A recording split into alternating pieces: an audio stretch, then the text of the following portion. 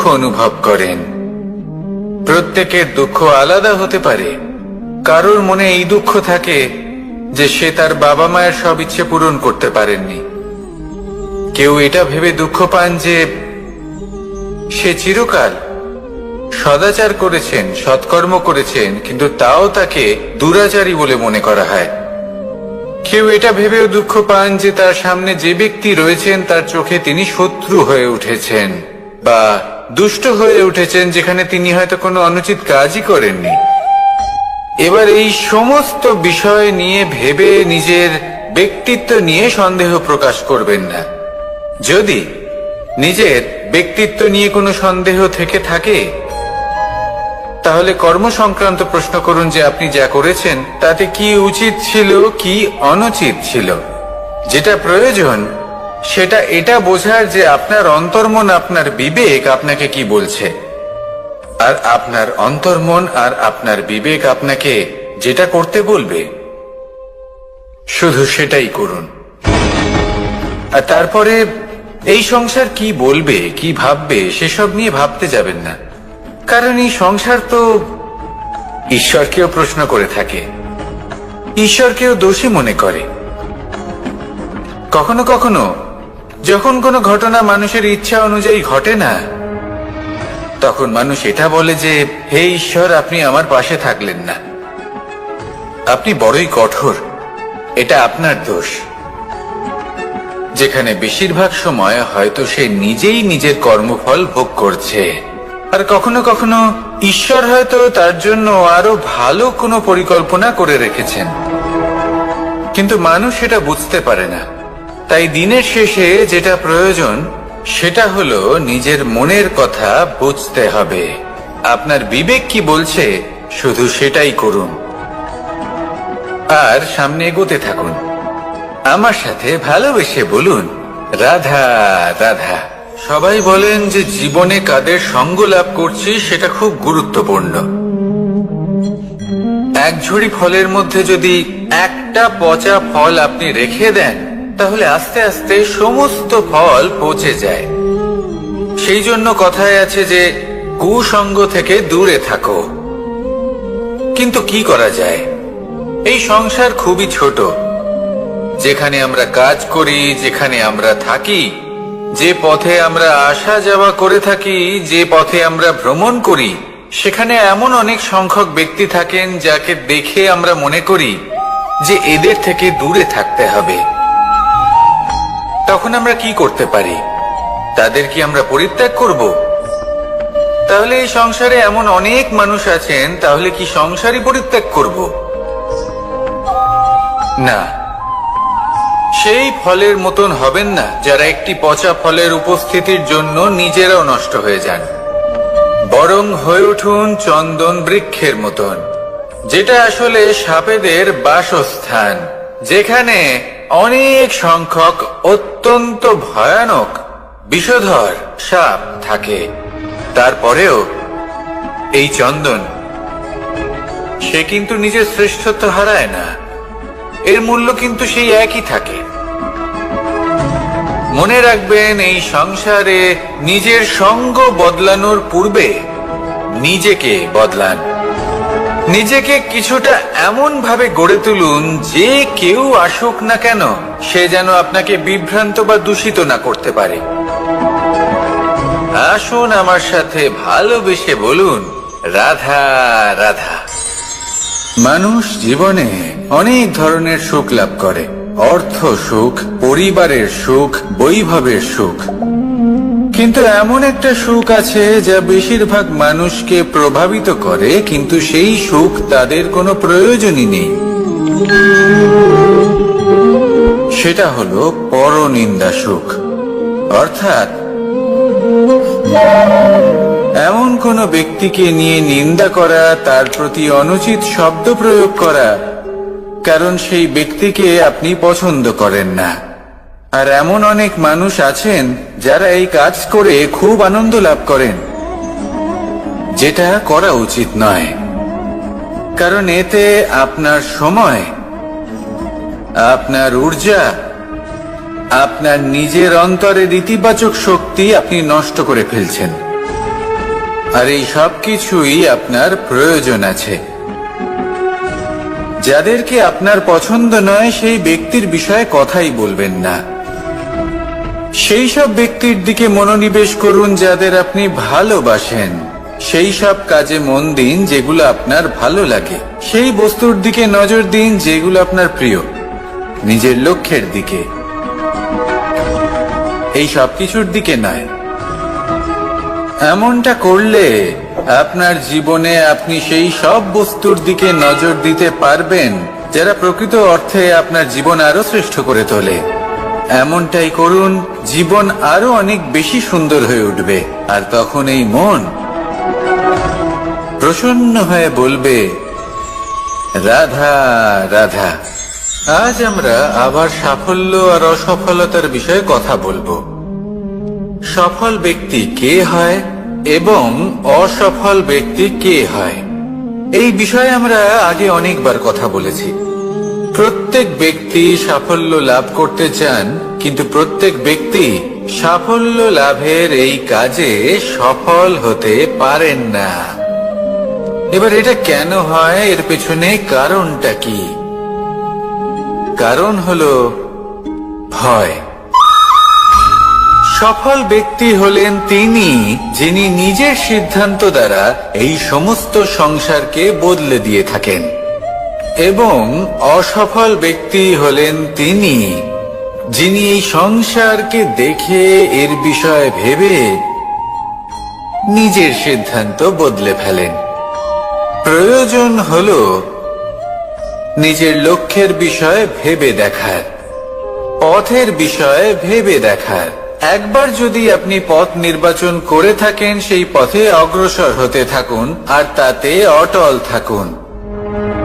সবসময় দৃঢ় প্রতিজ্ঞ হন। আপনি যদি কোনো পথে টিকে থাকেন আর নিরন্তর পরিশ্রম করতে থাকেন, তবেই আপনার জীবনে সাফল্য আসবে। যদি কথায় কথায় লোকে কি ভাববে, লোকে কি বলবে, এ কথা ভেবে নিজের সিদ্ধান্ত পাল্টান, তাহলে কখনো নিজের লক্ষ্যে পৌঁছতে পারবেন না। আসুন আমার সাথে ভালোবেসে বলুন, রাধা রাধা। মানুষের 6টি বড় শত্রু রয়েছে, আর এরা অন্য কোথাও নয়, বরং মানুষের অন্তরেই বাস করে। এই 6টি শত্রু হলো কাম, ক্রোধ, মোহ, লোভ, ঈর্ষা আর অহংকার। কিন্তু এরা কি চিরকাল আপনার শত্রু হিসেবেই থেকে যায়? এদেরকে নিজের বন্ধু করে তোলা কি সম্ভব নয়? ভেবে দেখুন না। এবার যদি কথা বলি কাম নিয়ে, অর্থাৎ কামনা করা, তাহলে মানুষ যদি জীবনে কামনা করতে থাকে তাহলে সন্তোষের অনুভূতি লাভ করতে পারে না। কিন্তু এই কামনাই মানুষের বন্ধু হয়ে উঠতে পারে। কিভাবে? ধরুন, যদি মানুষ ভাবে আমি আরো অনেক বেশি শ্রেষ্ঠ ব্যক্তি হয়ে উঠতে চাই, আর তার জন্য কর্ম করে, পরিশ্রম করে, তাহলে ভবিষ্যতে গিয়ে শ্রেষ্ঠ ব্যক্তি হয়ে উঠতে পারে কামনার কারণে। অর্থাৎ এই কামনাই ওর বন্ধু হয়ে ওঠে। কিন্তু ধরুন কোনো মানুষ যদি চায় সে শ্রেষ্ঠ ব্যক্তি হয়ে উঠবে, কিন্তু তার জন্য না কোনো কর্ম করছেন আর না কোনো পরিশ্রম করছেন, আর অধর্মের পথে চলতে শুরু করে দেন, তাহলে এই কামনাই তার শত্রু হয়ে উঠতে পারে। এবার যদি এই কামনাকে নিজের বন্ধু করে তুলতে হয়, তাহলে নিজের নির্বাচনে বিচক্ষণ হতে হবে, নিজের মস্তিষ্কের ওপর নিয়ন্ত্রণ রাখতে শিখতে হবে। সেটাই করুন আর আমার সাথে ভালোবেসে বলুন, রাধা রাধা। আজ আমরা মানুষের আরো একটি শত্রুর বিষয়ে কথা বলবো, যার নাম হলো লোভ। যে কোনো বস্তুকে অত্যাধিক লাভ করার যে বাসনা, যতটা লাভ করেছি ততটা যথেষ্ট নয়, আমার আরো চাই, আরো চাই, একেই বলে লোভ। এবার এই লোভ আপনার জীবনে শুভ না অশুভ, আপনার মিত্র নাকি আপনার শত্রু, সেটাও নির্ভর করছে আপনার উপর।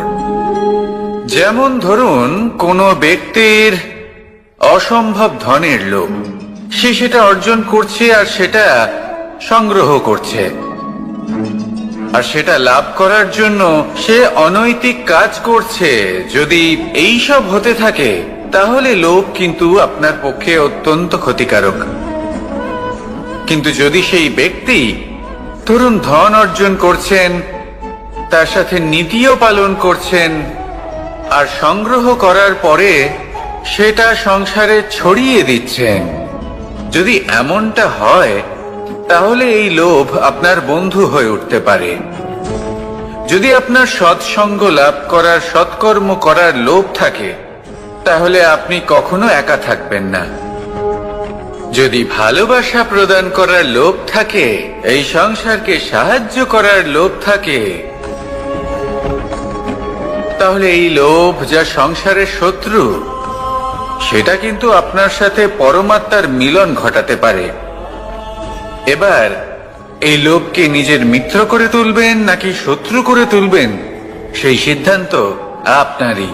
আসুন আমার সাথে ভালোবেসে বলুন, রাধা রাধা। কখনো এই প্রকৃতির দিকে তাকিয়ে থাকবেন। এই প্রকৃতি অনেক ধরনের শিক্ষা দেয়। কোন একটা গাছকে দেখুন, কিভাবে সে মাটি থেকে জল শুষে নেয়। সে ঝড় হোক বা হোক কড়া রোদ, সব সহ্য করে এবং অবশেষে সে ফল ধারণ করে। আর সেই ফল উৎপন্ন করার পরে সে ফল কিন্তু সে নিজে গ্রহণ করে না, এই সংসারকে প্রদান করে, যাতে পশু পাখি মানুষ তারা এই ফল গ্রহণ করে শক্তিশালী হয়ে উঠতে পারে, সুস্থ থাকতে পারে। সেভাবেই নদী, সরোবর, এরা নিজেরাও কিন্তু নিজেদের জল গ্রহণ করে না, মাটিকে প্রদান করে, পশু পাখিকে প্রদান করে। সূর্য নিজেও নিজের জন্য প্রজ্বলিত হয় না, সে প্রকাশ ছড়িয়ে দিতে চায় আমাদের সবার কাছে, সে আলো পৌঁছে দিতে চায়। এই প্রত্যেকের কর্মে পরমার্থ নিহিত আছে, আর সেই জন্যই এদের সকলকে পুজো করা হয়। তাই মনে রাখবেন, আপনার কাছে জীবন যাপনের অতিরিক্ত যা কিছুই আছে তা পরমার্থের জন্য। তাহলে তার সদ্ব্যবহার করুন আর আমার সাথে ভালোবেসে বলুন, রাধা রাধা। পরিবর্তন, এটা হলো সৃষ্টির অমূল্য নিয়ম। এই সংসারে সবকিছু সময়ান্তরে পরিবর্তিত হয়, এই সময়ও পরিবর্তিত হয়। পরিবর্তন চিরকাল হয়ে এসেছে আর চিরকাল হতে থাকবে। কিন্তু এবার আমরা সেই পরিবর্তন কিভাবে লাভ করব, যেটা আমাদের প্রয়োজন, যেটা আমরা চাই? আমরা জীবনে বিকাশ চাই। এই বিকাশ কিভাবে লাভ করতে পারি? এই প্রকৃতি কিন্তু আমাদের অত্যন্ত উত্তম উদাহরণ দিয়ে বুঝিয়েছে। একটি বিন্দুর উদাহরণ দিয়েছে, যা ভবিষ্যতে একটা বিশাল নদীর আকার ধারণ করে। এটা কিভাবে হয়? মেঘ থেকে একটি বিন্দু ঝরে পড়ে সেই পর্বতের ওপর যেখানে হিম আছে। সেই হিমের সংস্পর্শে আসা মাত্র সেই বিন্দুর সাথে আরো বেশ কিছু বিন্দু যুক্ত হয়। তারপর তারা অগ্রসর হয়, আরো কিছু বিন্দু যুক্ত হয়, আস্তে আস্তে একটা ক্ষীণ ধারার রূপ ধারণ করে, এবং সেটাই ভবিষ্যতে আরো এগোতে থাকে। অনেকটা যাওয়ার পর যখন অনেক সংখ্যক বিন্দু একসাথে যুক্ত হয়, তখন সেটা বিশাল নদীর আকার ধারণ করে। এবার আমরা মানুষ বলে আমাদের সাথে এই নিয়মের অন্যথা হয় তা নয়। আমরাও এই প্রকৃতির অংশ, আমাদের ক্ষেত্রেও একই নিয়ম প্রযোজ্য। যখন পরিশ্রম করে অনেক সংখ্যক বিন্দু আমরা একত্রিত করব, তখনই পরিবর্তনের নদী প্রবাহিত হবে। প্রয়োজন হলো নিরন্তর পরিশ্রম করা এবং ধৈর্য ধরা। এটা করতে থাকুন, জীবনে সবকিছু লাভ করতে পারবেন। কারণ প্রকৃতি আমাদের এটাই শিখিয়েছে, আর আমরা এই ব্রহ্মরই একটি অংশ, যার দ্বারা এই ব্রহ্মাণ্ড নির্মিত। আসুন আমার সাথে ভালোবেসে বলুন, রাধা রাধা। আমরা সকলে সামাজিক জীব। মানুষের সাথে দেখা সাক্ষাৎ করা এটা চিরকালই চলতে থাকে। আমরা কখনো কাউকে উপহার দিই, আবার কখনো কেউ আমাদের উপহার দেয়। কখনো কি এমন হয়েছে যে আপনি কাউকে একটা উপহার দিয়েছেন, কিছু সময় পরে বা কিছু মাস পরে সেই উপহারই ঘুরে ফিরে আপনার কাছেই এসেছে, অর্থাৎ সেই বস্তুটাই আপনার কাছে আবার ফিরে এলো? এরকম হয়। ছেলেবেলায় একদিন একজনের বিবাহ ছিল, তখন মা তাকে একটা উপহার দিতে চাইছিলেন। তাই তিনি একটা পোশাক বানালেন আর সেটাকে সুসজ্জিত করছিলেন। আমি দেখলাম আর জিজ্ঞেস করলাম যে, মা, এই পোশাক এত সুসজ্জিত করার কি আছে? তখন মা বললেন যে, কানাই, কখনো কাউকে এমনই উপহার দেবে, এমন প্রকারে দেবে যে সেটা যদি আবার ঘুরে ফিরে তোমার কাছে ফিরে আসে, তাহলে যেন তোমার খারাপ না লাগে। এটাই কিন্তু হয় আমাদের ব্যবহারের সাথে, কর্মের সাথেও এবং আমাদের কথার সাথেও। তেমনই আচরণ করবেন যে আচরণ আপনি সহ্য করতে পারবেন। যদি মুখ থেকে কটু কথা বেরোতে থাকে, তখন নিজেকে সংযত করে নিন। সেই শব্দই প্রয়োগ করুন যেটা আপনি তার বদলে শুনতে চাইবেন, এবং আপনার দুঃখও হবে না। কারণ আপনার কর্ম এমন একটা উপহার যেটা আবার ঘুরে ফিরে ফলস্বরূপ আপনার কাছেই আসবে। সেই জন্য নিজের আচরণ শুভ করুন, নিজের মানসিকতা শুভ করুন, নিজের মুখ থেকে মধুর বাণী নিঃসৃত করুন, আর এইভাবেই মধুর ভাবে বলুন, রাধা রাধা। এই সংসারে প্রত্যেকটা জিনিসের নিজস্ব একটা বিশেষত্ব আছে, আর তার বিশেষত্বর জন্যই তাকে বিশেষ গুরুত্ব দেওয়া হয়। যদি কথা বলি অস্ত্রের, যেমন তরোয়াল। তরোয়াল নির্মাণ করা হয়েছে রক্ষার জন্য। কত তাড়াতাড়ি সে সামনে উপস্থিত শত্রুকে নিধন করতে পারে। এবার এই তরোয়ালের কোন গুণটা দেখা প্রয়োজন? সেটার ধার। সেই বস্তুটি নয় যার মধ্যে এই তরোয়াল রাখা হয়। সেইভাবেই যদি আমি কথা বলি বাণের, তাহলে এটা প্রয়োজনীয় নয় যে সেই বাণ কতটা তীক্ষ্ণ, কতটা বলশালী। এটা দেখা প্রয়োজন যে তার আকারটা কেমন। সে কি বাতাস ভেদ করে নিজের লক্ষ্যে পৌঁছতে পারবে? সেটা বেশি গুরুত্বপূর্ণ। সেই জায়গাটা নয় যেখানে সেই বাণ রাখা হয়। ঠিক সেইভাবেই যদি আপনি কোনো মানুষেরই মূল্য বুঝতে চান, তাকে পরখ করে দেখতে চান, তাহলে তার জাতি, তার ধর্ম, তার রূপ, তার আকার, সেগুলো দেখে তাকে পরখ করতে চেষ্টা করবেন না। তাকে পরখ এই সব কিছুর ভিত্তিতে করবেন না। তার স্বভাবটা দেখুন, তার গুণ দেখুন, তার প্রতিভা দেখুন, তার কর্ম দেখুন। কারণ এটাই সেই ব্যক্তির আসল পরিচয়, এটাই হলো তার অস্তিত্ব।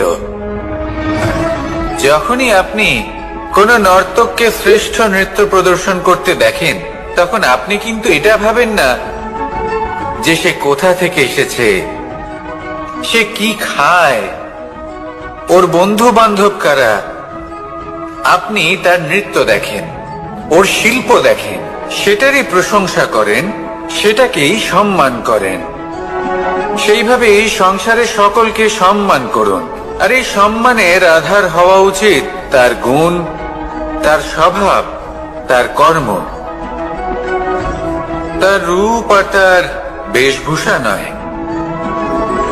আসুন আমার সাথে ভালোবেসে বলুন, রাধা রাধা।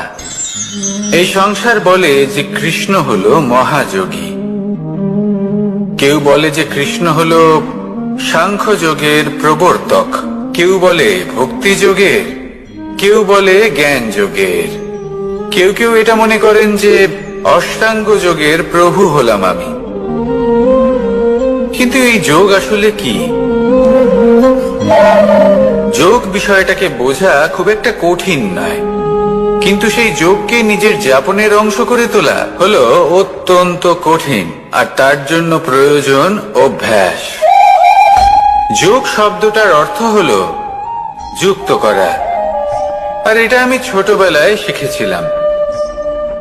যখন আমার মাখন খেতে ইচ্ছে করত আর মা মাখনের সেই হাঁড়িটা ওপরে টাঙিয়ে রাখতেন, তখন আমরা ভাবতাম যে অত দূরে পৌঁছবো কি করে।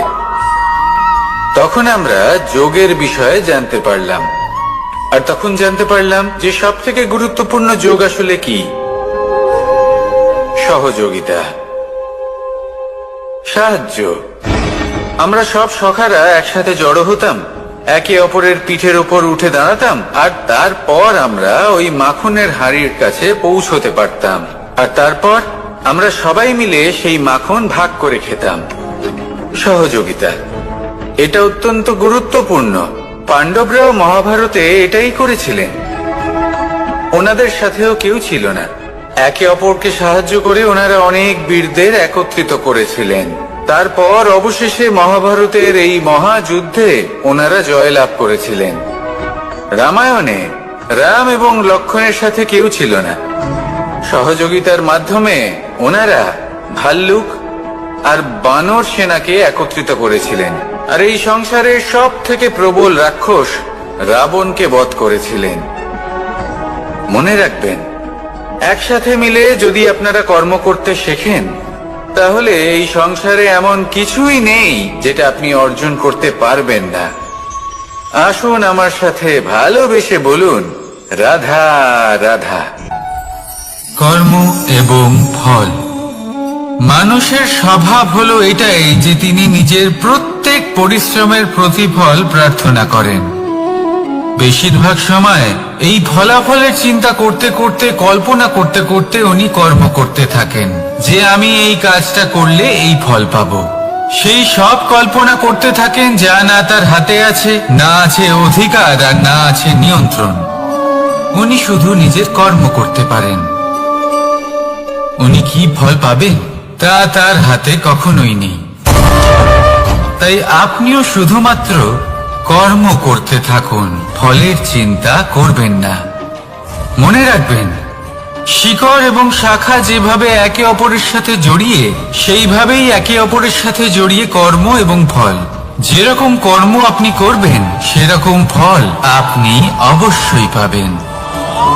তাই এই ফলের আশায় কর্মের সময় কখনোই নষ্ট করবেন না, কারণ যে ব্যক্তি সময় নষ্ট করেন, সময় সেই ব্যক্তিকে অবশ্যই নষ্ট করে দেয়। কর্ম করুন নিঃস্বার্থভাবে, ফলের চিন্তা করবেন না, আর আমার সাথে ভালোবেসে বলুন, রাধা রাধা। কর্ম এবং ফল। দেখতে গেলে এই সমস্ত ব্রহ্মাণ্ড এই দুইয়ের মাঝেই স্থির হয়ে আছে। মানুষজন কর্ম করেন ভালো ফল লাভের আশায়, আর ভালো ফল লাভের আশায় উনি এটাই ভুলে যান যে উনি যে কর্ম করছেন তা কি করছেন। আমি বলেছিলাম কর্ম করুন ফলের চিন্তা না করে, কিন্তু কি কর্ম করছেন সেই বিষয়ে ভাবাটাও অত্যন্ত আবশ্যক। নয়তো অনেক সময় আমরা এমন কর্ম করে ফেলি যা না চাইতেও বিষে পরিণত হয়, যা হয়েছে দুঃশাসনের সাথে, দুর্যোধনের সাথে, গুরু দ্রোণের সাথে। একজনের মানসিকতা উচিত ছিল না, একজনের বিবেক উচিত ছিল না, আরেকজন যে পক্ষ নির্বাচন করেছিলেন সেই পক্ষ উচিত ছিল না। আর যা কিছু ওনাদের সাথে হলো, আপনার, আমার, আমাদের সকলের সাথে তা হতে পারে। আমি বলেছিলাম কর্ম করুন, ফলের চিন্তা করবেন না, কিন্তু এই কর্মের বিষয়ে বিচার করে দেখাটাও ততটাই আবশ্যক। দেখুন, কর্ম করার উচিত প্রক্রিয়া ফলের চিন্তা না করা, কিন্তু যদি আপনার কর্ম শুভ হয় তাহলে তার ফলও নিয়তি আপনাকেই দেবে। সর্বদা কর্ম করার সময় এটা ভাবুন যে আপনার এই কর্ম এই সংসারকে, এই সমাজকে, আপনার পরিবারকে, আপনার আশেপাশের মানুষজনকে কোন দিশায় নিয়ে যাবে। যদি এটা সবার জন্য মঙ্গলময় হয় তাহলে কর্ম করতে থাকুন। আর হ্যাঁ, নিশ্চিত রূপে ফলের চিন্তা করবেন না। আসুন আমার সাথে ভালোবেসে বলুন, রাধা রাধা। বটবৃক্ষের বীজ সর্ষের দানার থেকেও ছোট হয়, কিন্তু যখন তা নিজের রূপ ধারণ করে তখন তা বিশাল বৃক্ষের আকার ধারণ করে, যা সহস্র বছর ধরে বেঁচে থাকে, ছায়া প্রদান করে, পাখিদের আশ্রয় প্রদান করে, আর দেয় পথচারীদের বিশ্রাম করার স্থান। কেন? কারণ সেই ছোট বীজ তা মাটির ভেতরে গিয়ে নিজের খোলস ত্যাগ করে। অন্ধকারে থাকে সে, যতই আলো আসুক না কেন, যতই বর্ষা আসুক না কেন, সব সহ্য করে। আর তারপরে একটা চারা গাছ অঙ্কুরিত হয়, তারপর ধীর গতিতে একটা বিশাল বৃক্ষতে পরিণত হয়। দেখুন, জীবনে কঠিন সময় আসে, এই জন্য নয় যে আপনি হার মেনে নেবেন, এই জন্য আসে যাতে আপনি ভবিষ্যৎ নির্মাণের জন্য নিজেকে তৈরি করতে পারেন। যদি কঠিন সময়ে আপনি ওই বীজের মতো দৃঢ় হয়ে থাকতে পারেন, তাহলে আপনিও একদিন সেই বিশাল বৃক্ষের মতো নিজের অস্তিত্ব গড়ে তুলতে পারবেন, যা সহস্র বছর পর্যন্ত মনে রাখা হবে। আসুন আমার সাথে ভালোবেসে বলুন, রাধা রাধা। এই ব্রহ্মাণ্ড কত বৃহৎ, তাই না? যার সম্মুখে এই পৃথিবীকেও একটা বিন্দুর মতো মনে হয়। আর এই পৃথিবীতে আমরা কে হই, আমাদের আকার কিরকম, আমাদের অস্তিত্বই বা কি? যখন আমরা এভাবে ভাবি তখন মনে হয় আমরা কিছুই নই। তা আমরা যখন কিছুই নই, তাহলে আমরা এত চিন্তা করি কেন? কি ভেবে ভয় পাই? কাকেই বা এত ভয় পাই? কে আমাদের মারতে পারে আর কেই বা আমাদের জন্ম দেবে? আত্মার আসলে না কখনো জন্ম হয় আর না কখনো মৃত্যু। আত্মা শুধুই শরীর বদল করে। আপনি, আমি, আমরা সকলে এই শরীর নয়, আমরা হলাম আত্মা, যা হলো পরম আত্মার পরম অঙ্গ। সেই জন্য মনে রাখবেন, বাইরের কোথাও দেখবেন না, নিজের অন্তরের গভীরে গিয়ে দেখুন, আত্মাকে উপলব্ধি করতে শিখুন। ক্লেশ, ভয়, চিন্তা, এই সব কিছুর থেকে নিজেকে দূরে রাখুন, তাহলেই উপলব্ধি করতে পারবেন পরমাত্মা কে। তাহলে আসুন আমার সাথে ভালোবেসে বলুন, রাধা রাধা। পরিবর্তন এই সংসারের শাশ্বত নিয়ম। কোন রাজা নেই যিনি চিরকাল রাজা থাকেন, কোন ধনী ব্যক্তি নেই যিনি চিরকাল ধনী থাকবেন। এই সংসারে সূর্যের স্থান নেওয়ার জন্য চন্দ্রিমার আগমন ঘটে। কোন স্থান যাকে পতিত বলা হয়েছিল, সেখানে মহল তৈরি হয়েছে। কোন স্থান যাকে আজ মলিন বলা হয়েছে, কাল সেখানে মন্দির স্থাপন হতে পারে। কোন ঋতু চিরকালের জন্য থাকে না, কখনো সময় চিরকাল একরকম থাকে না। আজ যা আপনার কাছে রয়েছে, কাল অন্য কারোর ছিল। আজ যে আপনার কাছে রয়েছে, কাল তা অন্য কারোর কাছে চলে যাবে। আপনার সাথে কিছু থাকলে তা হলো আপনার কর্ম, কিন্তু সেই কর্মের পরিণামও আপনার নয়। আপনি শুধু কর্ম করুন, বাকি সবকিছুই পরিবর্তনশীল। কিন্তু সেই পরিবর্তনকে দেখে ভয় পাওয়ার প্রয়োজন নেই, তাকে স্বাগত জানান। যদি আপনি হাসি মুখে সেই পরিবর্তনকে স্বাগত জানান, তাহলে এই পরিবর্তনও হাসি মুখে আপনার সাথে থাকবে। আসুন আমার সাথে ভালোবেসে বলুন, রাধা রাধা। সঞ্চয় মানুষের যখন থেকে বোধ বুদ্ধি হয়, সঞ্চয় করতে আরম্ভ করে দেন। সঞ্চয় করতে থাকেন ভোজনের, সঞ্চয় অর্থের, সঞ্চয় শক্তির।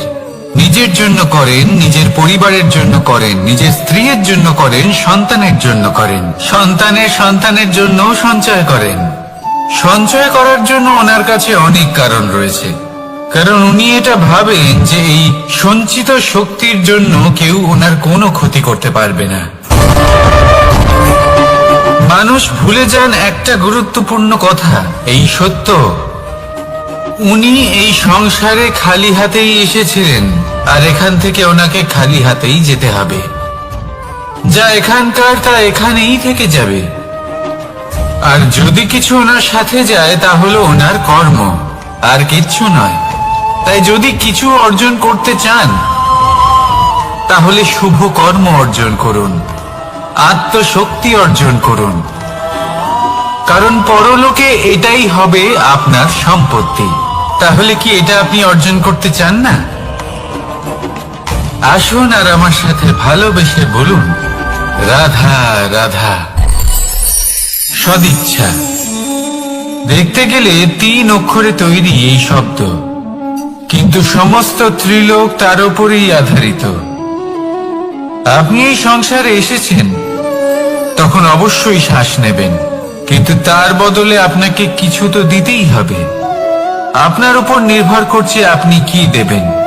কি দেবেন এই সংসারকে, এই সমাজকে, নিজের পরিবারকে, আর তার বদলে কি নেবেন? যশ নাকি অপযশ?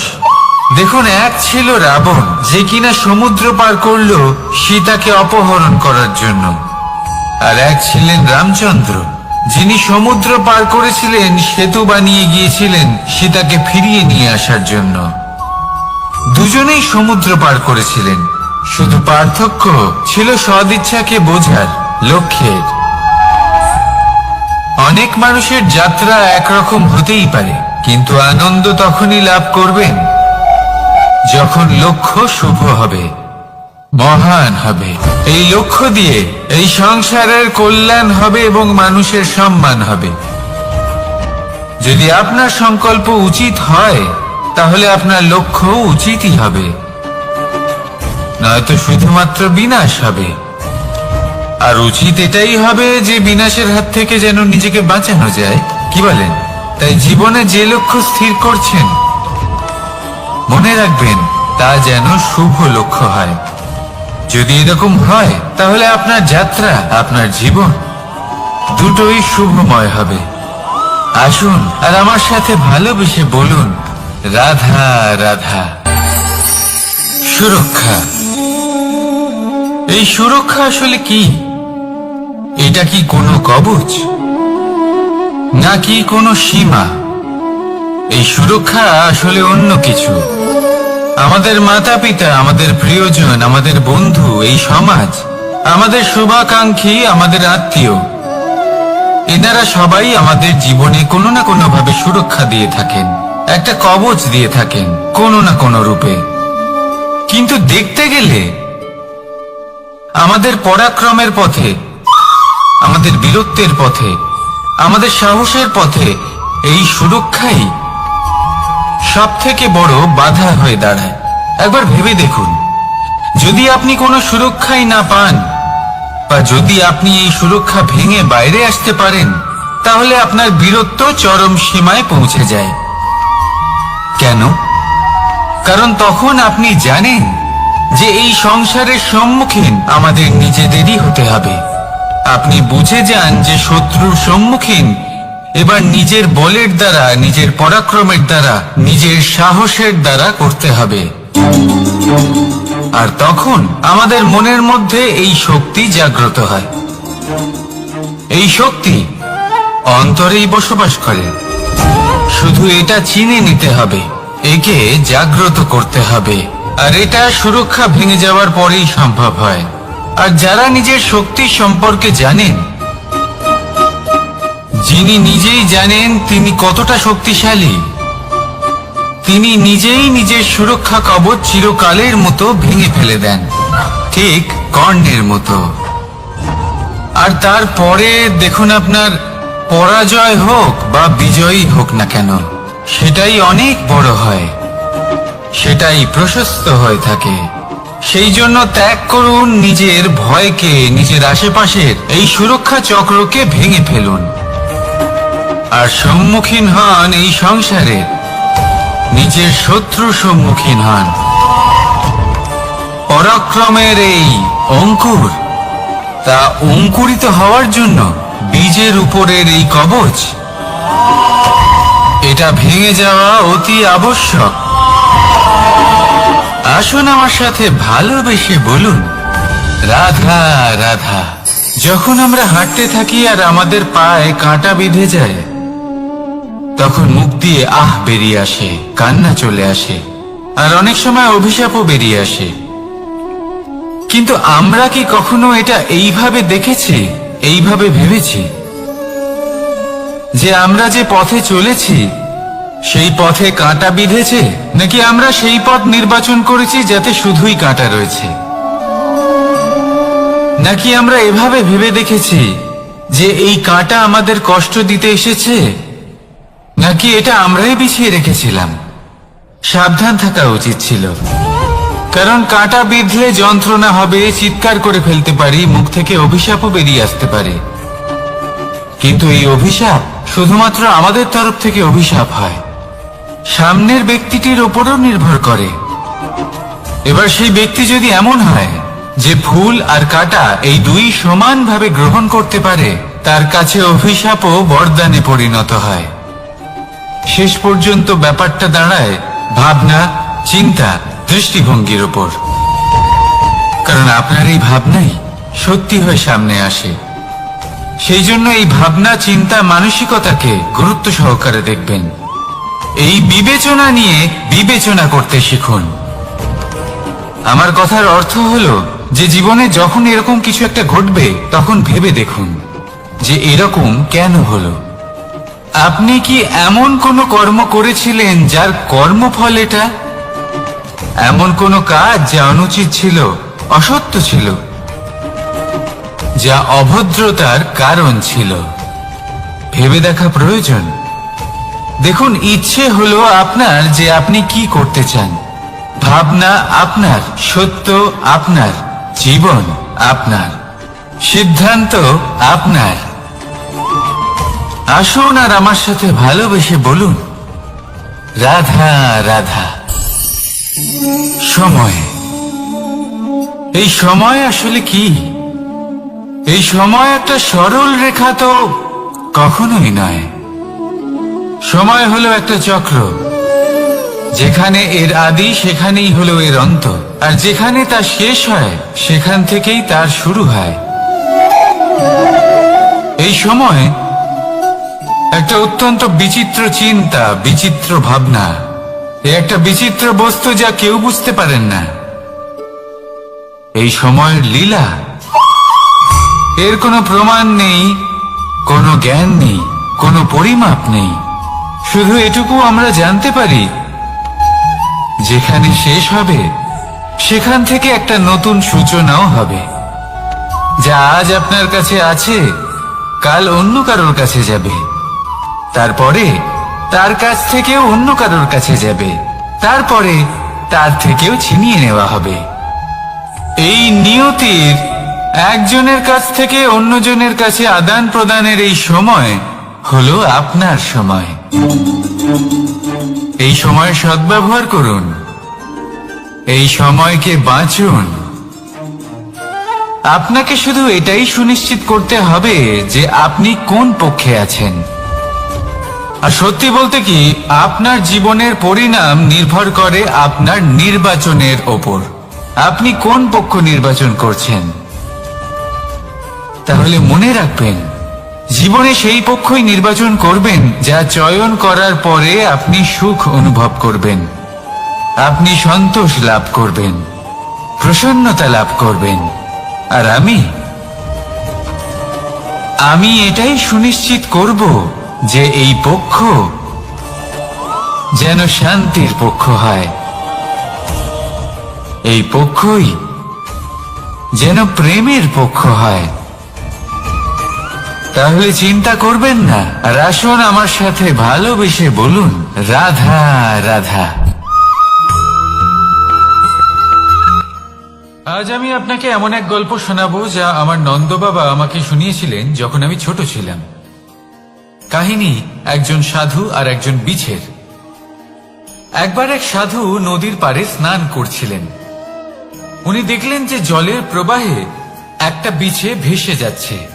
তার প্রাণ বাঁচানোর জন্য উনি তাকে তুলে নদীর পাড়ে রাখার চেষ্টা করলেন, কিন্তু যেই সেই বিছেকে উনি হাতে তুললেন, সেই বিছে ওনাকে কামড়ে দিল। সাধু আবার চেষ্টা করলেন, সেই বিছেকে হাতে নেওয়াতে সে আবার তাকে কামড়ে দিল। আরো একবার চেষ্টা করাতে ওনার শিষ্য ওনাকে জিজ্ঞেস করল, এ আপনি কি করছেন গুরুদেব? এসব কি হচ্ছে? আপনি তারই প্রাণ বাঁচানোর চেষ্টা করছেন যে আপনাকে কামড়ে দিচ্ছে। গুরুদেব উত্তর দিলেন যে ও বিছে হয়েই নিজের কর্ম করছে, নিজের প্রবৃত্তি, নিজের ব্যবহার বদলাচ্ছে না। তাহলে আমি সাধু হয়ে তা কেন বদলাবো? এর তাৎপর্য হলো সরল, যে সংসারে কিছু মানুষ আছেন যারা হয়তো খারাপ, দুষ্ট প্রকৃতির, আর হয়তো তারা কখনোই বদলাবেন না, কখনোই কোনো পরিবর্তন আসবে না। কিন্তু তার মানে এই নয় যে আমরা আমাদের কর্ম করা ছেড়ে দিই, আমরা আমাদের প্রচেষ্টা ছেড়ে দেব। আগে না, আমাদের তো করতেই হবে, কারণ ইতিহাস সাক্ষী আছে যে এই চেষ্টা এই সংসারের ধারাকেও বদলে দিতে পারে। তাহলে আপনিও আসুন আর আমার সাথে ভালোবেসে বলুন, রাধা রাধা। মানুষ জীবনে সবসময় শিখরে পৌঁছতে চায়, অনেক উঁচুতে উঠতে চায়, আর তার জন্য তারা কি না করে, পরিকল্পনা করে, ষড়যন্ত্র করে, প্রার্থনা করতে থাকে, আবার কারোর কাছে সাহায্যও চায়। কিন্তু এত কিছু করা সত্ত্বেও অনেক সময় মানুষ শিখরে পৌঁছতে পারে না। যদি পৌঁছেও যায় তাও খুব তাড়াতাড়ি নিচে নেমে আসে। এর কারণ কি? একটা উদাহরণ দিয়ে বোঝানো যাক। এই হলো ময়ূর পেখম, আর এই হলো পাথর। যদি এই পেখমকে হাওয়ায় ছুঁড়ে দিই তবে ও উড়তে থাকে, কিন্তু এই পাথর অতি শীঘ্রই মাটিতে নেমে আসে। এর কারণ কি? ভার। এই পাথর হলো ভারী, আর এই শিক্ষাই আমাদের গ্রহণ করতে হবে। ঠিক এইভাবেই যদি আমাদের মন দ্বন্দ্ব আর অহংকার দ্বারা পরিপূর্ণ হয়ে থাকে, তাহলে তা কখনোই শিখরে পৌঁছবে না। পৌঁছে গেলেও খুব শীঘ্রই মাটিতে নেমে আসবে। তাই এই মনকে হালকা করতে শিখুন, অহংকারকে, এই হিংসাকে ত্যাগ করুন। তারপর উঁচুতে উড়ে তো দেখুন কত উঁচুতে উঠতে পারবেন আপনি। আসুন আমার সাথে ভালোবেসে বলুন, রাধা রাধা। মানুষ এক অত্যন্ত বিচিত্র প্রাণী। পরিকল্পনা করে, ষড়যন্ত্র করে, প্রচেষ্টা করে, কাউকে পরাজিত করার চেষ্টাও করে। সাপকে একটা দড়ি মনে করে হাতে চেপে ধরার চেষ্টা করে, কিন্তু একটা কথা বুঝতেই পারে না, সময়ের এই সাপ এটা হাতে চেপে ধরাই যায় না। আর আপনি যা করবেন তা আবার ফিরে আসবে আপনারই সামনে। দেখুন, এতে কিছুই যায় আসে না যে আপনি কুম্ভকারের পুত্র নাকি কৃষ্ণের পুত্র। যদি আপনি অনুচিত কর্ম করেন তাহলে আপনার সাথেও অনুচিতই হবে। অশুভ কর্ম করলে আপনার সাথেও অশুভই হবে। কুরু বংশ অত্যন্ত মহান বংশ ছিল। এই কুরু বংশ কি হলো তার সাথে? একটা গোটা বংশ বয়ে গেল, কারণ ওনাদের উদ্দেশ্য অশুভ ছিল। অন্যদিকে 5 জন বনবাসী পাণ্ডব মহাভারত বিজয়ী হলেন, কারণ তাদের উদ্দেশ্য শুভ ছিল। তাই মনে রাখবেন, শুভ অগ্নি প্রজ্বলিত করবেন, শুভ তাপ সঞ্চার হবে। অশুভ অগ্নি প্রজ্বলিত করবেন, নরকেই জ্বলতে হবে। তাহলে আসুন আর আমার সাথে ভালোবেসে বলুন, রাধা রাধা। মানুষ জীবনে সবসময় সুখ পেতে চান, কিন্তু এই সুখ এটা আসলে কি? এই সুখের আসল রূপ কি? আমি বলি, সুখের আসলে 2টি রূপ হয়, বাহ্যিক সুখ, আত্মিক সুখ। আর এটা ঠিক তেমনই হয় যেরকম আমাদের শরীরের সাথে জড়িত ছায়া আর আমাদের শরীরের মধ্যে বসবাসকারী আত্মার। যদি ছায়ার কথা ভেবে দেখেন তাহলে বুঝতে পারবেন আমাদের শোবার সময় ভোরবেলা এই ছায়া অনেক বড় হয়ে যায়। যখন এই সূর্য মাথার উপরে চলে আসে তার তাপ বেড়ে যায়, তখন এই ছায়া ছোট হয়ে যায়। আর যেই অন্ধকার নেমে আসে এই ছায়া আপনার সঙ্গ ত্যাগ করে। এরকমই হয় বাহ্যিক সুখ। আর এবার কথা বলি আমাদের শরীরের মধ্যে বসবাসকারী এই আত্মা। এই আত্মা কখনো আমাদের সঙ্গ ত্যাগ করে না, সব সময় আমাদের সাথে জড়িয়ে থাকে। এরকমই হয় আত্মিক সুখ,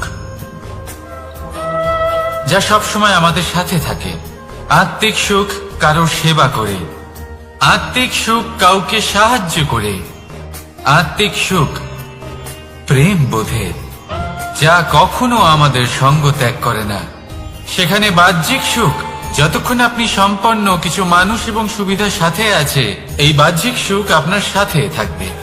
সম্পন্নতা চলে গেলে, মানুষজন চলে গেলে, সুখ সুবিধা চলে গেলে বাহ্যিক সুখও চলে যায়। তাহলে এই আত্মিক সুখ খুঁজে নিন এবং সেই সুখের সাথেই বলুন রাধা রাধা। আপনি কখনো কোনো সাধারণ পাখি দেখেছেন? যেমন বাবুই। সে কি করে?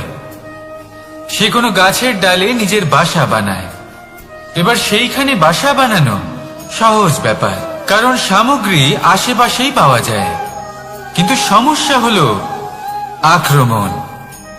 কোনো সাপ বা অন্য কোনো পশু ওর বাসাতে ওর সন্তানদের উপর না আক্রমণ করে বসে, এই ভয় তার সব সময় থাকে। আর এটা সব থেকে কঠিন ব্যাপার এদের জন্য, নিজের বাসায় নিজের সন্তানদের সুরক্ষা।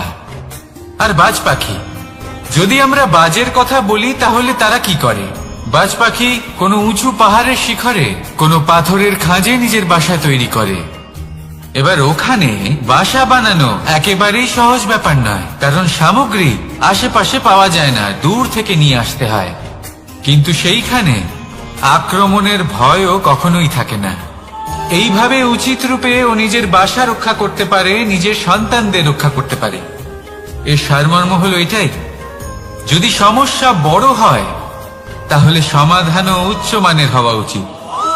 একটা বাজ পাখির মতো ভাবা আরম্ভ করে দিন। জীবনে যে কোনো সমস্যা ছোট মনে হবে। রাধা রাধা। জীবনে এমন কিছু কাজ রয়েছে যা আপনাকে একাই করতে হয়, আর এমন কিছু কাজ রয়েছে যা আপনাকে একসাথে মিলে করতে হয়, একজোট হয়ে, সঙ্গবদ্ধ হয়ে। এবার সঙ্গবদ্ধ বলতে কি বোঝাতে চাইছি?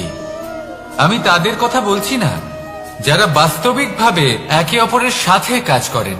আমি তাদের কথা বলছি যারা একে অপরের থেকে দূরে থেকেও একে অপরকে বিশ্বাস করেন। আমি আগেও বলেছিলাম, সমস্ত বিশ্বের আশা বিশ্বাসেই বসবাস করে, তাই না? তাই যেখানে সমস্ত বিশ্ব আছে, সমস্ত সংসার আছে, সেইখানেই বিশ্বাস রয়েছে। তাই আপনার আশেপাশে এমন দল সঙ্গবদ্ধ করুন যাদের আপনার উপর বিশ্বাস আছে আর যাদেরকে আপনি বিশ্বাস করতে পারেন। তাহলে আসুন আর আমার সাথে ভালোবেসে বলুন রাধা রাধা। আমরা যে মানুষকে চাই, যাকে আমরা ভালোবাসি, তাকে একটা উপহার অবশ্যই দিতে চাই। এমন এক উপহার যা ওনার ভালো লাগবে, যা শ্রেষ্ঠ হবে, অতি প্রিয় হবে, বহুমূল্য হবে, বা বলতে পারেন মূল্যবান হবে। তাই আমরা কি করি? আমরা বাজারে যাই, তার জন্য স্বর্ণ, আভূষণ, হিরে, মুক্তো এইসব নিয়ে আসি। কিন্তু এটাই কি সর্বশ্রেষ্ঠ উপহার? কখনোই না। সর্বশ্রেষ্ঠ উপহার হলো স্বাধীনতা, তাকে নিজের মনের মতো বাঁচার স্বাধীনতা। যদি আপনি কাউকে স্বাধীনতা না দিতে পারেন, তাহলে সে কোথাও না কোথাও বন্দী হয়ে যায়, তার বিকাশ কোথাও না কোথাও আটকে যায়। কিন্তু যদি আপনি কাউকে স্বাধীনতা দিতে পারেন, তাহলে আপনি দেখবেন ও সমস্ত সংসারকে, এই জীবনকে নিজের দৃষ্টিভঙ্গি দিয়ে দেখবে, বুঝবে যে কোনটা হলো উচিত আর কোনটা হলো অনুচিত। আর এটাই হলো সর্বশ্রেষ্ঠ। আর এবার যদি কাউকে স্বাধীনতার মাধ্যমে এত বড় একটা শক্তি দিতে পারেন, তাহলে আপনি আমাকে বলুন, এর থেকে বড় উপহার আর কি হতে পারে? আসুন আর আমার সাথে ভালোবেসে বলুন, রাধা রাধা।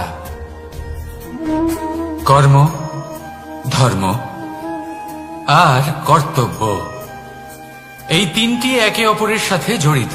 আর অনেক সময় এই তিনটি পালন করতে করতে আমাদের সেই ব্যক্তির সামনে গিয়ে দাঁড়াতে হয়, তার বিরুদ্ধেই যেতে হয়, যাকে আমরা সব থেকে বেশি ভালোবাসি। কিন্তু সেইখানে এই যুদ্ধ কোনো ব্যক্তিগত যুদ্ধ থাকে না। এ হলো কর্ম, ধর্ম আর কর্তব্যের যুদ্ধ। এটা সরল নয়, অত্যন্ত কঠিন হয় তার সম্মুখীন হওয়া যাকে আমরা সব থেকে বেশি সম্মান করি। কিন্তু আমাদের তো আমাদের ধর্মের পথে চলতেই হবে, কারণ আমরা কর্মবদ্ধ, কর্তব্যবদ্ধ, আর এটাই করা উচিত। শুধু এটুকু মনে রাখবেন, যদি আপনার উদ্দেশ্য শুভ হয়, আপনার ভাবনা শুভ হয়, আপনি যদি কর্ম, ধর্ম আর কর্তব্যের পথে অগ্রসর হন, তাহলে এই প্রক্রিয়াতে যদি আপনাকে আপনার আরাধ্যেরও সামনে দাঁড়াতে হয়, তাহলেও আপনার কোনো ক্ষতি হবে না। তাহলে আসুন আর আমার সাথে ভালোবেসে বলুন, রাধা রাধা। প্রেম এই সংসারে এসেছিল এই সংসারকে প্রেমের শিক্ষা দেওয়ার জন্য, এই জীবনের সুখের অনুভূতি আসলে কি তা শেখানোর জন্য। কিন্তু যদি সত্যি কথা বলি, তো আমি নিজেই প্রতিদিন প্রেমের নতুন নতুন স্বরূপ দেখতে পাই, প্রেমের একটা নতুন অনুভূতি প্রত্যেক নতুন দিনে। আর তার কারণ হলো এই প্রেম অনন্ত, এ হলো দৈব। প্রেম হলো এই সংসারের সব থেকে বড় ঢাল এবং সব থেকে বড় অস্ত্র। এই প্রেম ছাড়া না কোনো ন্যায় হয় আর না কোনো শাস্ত্র, না জীবন আছে আর না অন্ত। এবার যদি এই প্রেম মনের মধ্যে বাস করতে শুরু করে, তাহলে কখনো কোনো সমস্যাই হবে না, আর যদি হয়েও থাকে তাহলে তা স্থায়ী হবে না। এই প্রেম কি না করতে পারে? এই প্রেম সমস্ত সমস্যা মিটিয়ে ফেলতে পারে, আপনার মনের মধ্যে অহংকারকেও বিনাশ করে দিতে পারে, আপনাকে সাক্ষাৎ ঈশ্বরের সাথে দেখা করাতে পারে। তাই প্রেমের দ্বারা প্রয়াস করতে থাকুন, এই সংসারের প্রত্যেক মানুষকে, প্রত্যেক বস্তুকে, প্রত্যেক জীব জন্তুকে ভালোবাসবেন। আর এই প্রেমের দ্বারাই বলুন, রাধা রাধা। প্রশান্তি জড়িত নিদ্রা মানুষের জীবনের একটা অত্যন্ত গুরুত্বপূর্ণ সুখ এবং প্রয়োজনীয়তাও। দেখতে গেলে এই সংসারের প্রত্যেক পশু পাখি, প্রত্যেক জীব অবশ্যই নিদ্রা প্রাপ্ত করেন, কিন্তু মানুষ, যার মধ্যে বিচার বিবেচনা করার শক্তি অন্যদের থেকে অনেক বেশি, তার কিন্তু ঘুমের কিছু সমস্যা অবশ্যই হয়। কি বলেন? তাই তো। এবার এর কারণ কি? চিন্তা। এবার চিন্তা আমাদের সবার জীবনে আছে। আমরা সকলে জানি যে চিন্তা কখনো আমাদের সাহায্য করে না, তাও আমাদের জীবনে আছে। কেন? চিন্তার মাধ্যমে কি কখনো কোনো সমস্যার সমাধান হয়েছে? অর্থের চিন্তা করলে কি অর্থ লাভ হয়? ভবিষ্যতের চিন্তা করলে কি ভবিষ্যৎ ঠিক হয়ে যায়? স্বাস্থ্যের চিন্তা করলে কি স্বাস্থ্য নিজে থেকেই ঠিক হয়? হয় না। তাহলে এই সব কিছু থেকে আমাদের একটা ছোট্ট শিক্ষা অবশ্যই লাভ করা উচিত। আপনিও আপনার কাঁধ থেকে চিন্তার এই বোঝা নামিয়ে ফেলুন, আর ইচ্ছে, এই সব ইচ্ছে একত্রিত হয়ে আমাদের মনে চিন্তা উৎপন্ন করে। তাই এই চিন্তাগুলিকে ত্যাগ করুন, প্রকৃতির প্রেমের উপর বিশ্বাস রাখুন। মনে রাখবেন, যিনি চিন্তা মুক্ত হবেন তিনি চিতা মুক্ত হবেন। সুখের নিদ্রা প্রাপ্ত করুন, আর নিদ্রায় যাবার আগে আমার সাথে ভালোবেসে বলুন, রাধা রাধা। মহাদেব, সেই দেবতা যিনি মহান, যাকে দেবতাদের দেবতা বলা হয়, যিনি হলেন আমার আরাধ্য। কখনো আপনার মনে এই প্রশ্ন এসেছে যে শিবকেই কেন মহাদেব বলা হয়, অন্য কোনো দেবতাকে কেন বলা হয় না? সেই কারণ মহাদেবের মধ্যে ওনার মধ্যে এমন এক বিশেষ গুণ রয়েছে যা অন্য কারণ নেই, তা হলো নিঃস্বার্থ হয়ে মানুষের সেবা করা। যদি প্রয়োজন পড়ে, যদি সৃষ্টির পথে বিনাশের কালো মেঘ ছেয়ে থাকে, তখন নিজের প্রাণের চিন্তা না করে হলাহল পান করার জন্য প্রস্তুত থাকেন মহাদেব। আর এই অদ্বিতীয় ত্যাগের জন্যই শিবকে মহাদেব বলে ডাকা হয়। এবার যদি কোনো মানুষও নিঃস্বার্থ ভাবনার দ্বারা নিজেকে অর্পণ করে দেয় এই জগতের কল্যাণের জন্য, মানুষের সেবার জন্য, তাহলে তিনিও মহাপুরুষ, মহামানব হতে পারেন। যদি কেউ অভুক্ত থাকেন, তাহলে নিজের থালা থেকে অর্ধেক খাবার তাকে দিয়ে দিন। যদি কেউ অসুস্থ হন, তাহলে তাকে সেবা করার, চিকিৎসা করার চেষ্টা করুন। এই জীবন শুধু নিজের জন্য নয়, অন্যদের প্রতি, সমস্ত সংসারের প্রতি উৎসর্গ করুন। যদি এইসব মানুষ শিখে যান, তাহলে তিনি মহাদেবের পথে অগ্রসর হতে পারেন। যদি মানুষ নিঃস্বার্থ ভাবনার দ্বারা এই সংসারের সেবা করতে শিখে যান, তাহলে তিনি নিশ্চিত রূপে মহামানব অবশ্যই হতে পারবেন। আসুন আমার সাথে ভালোবেসে বলুন, রাধা রাধা। স্বর্ণ, হিরে, মুক্ত, মানিক, এই সব কিছুকে আগে পাথর বলা হতো। তাহলে এমন কি হলো যে এদের রত্ন বলা হয়? আর রত্ন তা বাস্তবে আসলে কি? এটা হলো সেই পাথর যাকে আগে আগুনের তাপ সহ্য করতে হয়েছে, পরখ করা হয়েছে, যাচাই করা হয়েছে, এদের কাটার চেষ্টা করা হয়েছে, কিন্তু তারা কখনোই নষ্ট হয়নি, বরং তারা আরো উদ্ভাসিত হয়েছে, আরো উজ্জ্বল হয়েছে, এই সংসারে আরো প্রকাশ ছড়িয়ে দিয়েছে। সেই জন্য এরা হলো এত অমূল্য, সেই জন্য এরা হলো বহুমূল্য, সেই জন্য এদের রত্ন বলা হয়। এবার মানুষের কাছেও এই নির্বাচনের অধিকার রয়েছে যে আমরা শুধু পাথর হয়ে থাকব নাকি রত্ন হয়ে থাকব। কিভাবে? আমাদের জীবনেও অনেক সমস্যা রয়েছে, বাধা আছে, বিপত্তি আছে। আমরা সেই বাধার তাপে উত্তপ্ত হই, এই সমস্যা আমাদের কাটার চেষ্টা করে। অনেক মানুষ বিভিন্ন পরিস্থিতি আমাদের ভাঙার চেষ্টা করে, কিন্তু আমাদের নষ্ট হলে চলবে না। যেভাবে এই রত্ন সমস্যার সম্মুখীন হয়ে পাথর থেকে রত্ন হয়েছে, সেইভাবেই আমাদেরও আমাদের সমস্যার সম্মুখীন হয়ে রত্ন হয়ে উঠতে হবে, এই সংসারে প্রকাশের স্রোত হয়ে উঠতে হবে। তাহলে এটাই করুন আর আমার সাথে ভালোবেসে বলুন, রাধা রাধা। সংসারে সব থেকে বড় শক্তি আসলে কি? কেউ বলবেন শারীরিক শক্তি, কেউ বলবেন অস্ত্রের শক্তি, কেউ বলবেন জ্ঞানের শক্তি। ঠিক আছে, কিন্তু যদি আমি বলি সংসারের সব থেকে বড় শক্তি হলো শক্তি কোনো এক তথ্যের, আগে হ্যাঁ, তথ্য। এই তথ্য নিজেই কিন্তু খুব শক্তিশালী, অত্যন্ত শক্তিশালী অস্ত্র হলো এই তথ্য। আর সত্যি বলতে অনুচিত তথ্যের থেকে অনেক বেশি ঘাতক হলো অসম্পূর্ণ তথ্য।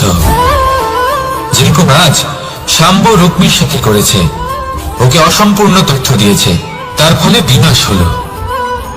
যদি এইভাবেই আপনার কাছেও কোনো অসম্পূর্ণ তথ্য আসে, আর যদি আপনি তা পরখ না করে দেখেন, যাচাই না করে দেখেন, আর নিজের কর্ম করেন, তাহলে উত্থানের বদলে আপনি পতনের সম্মুখীন হবেন, বিকাশের বদলে আপনার বিনাশ হয়ে যাবে।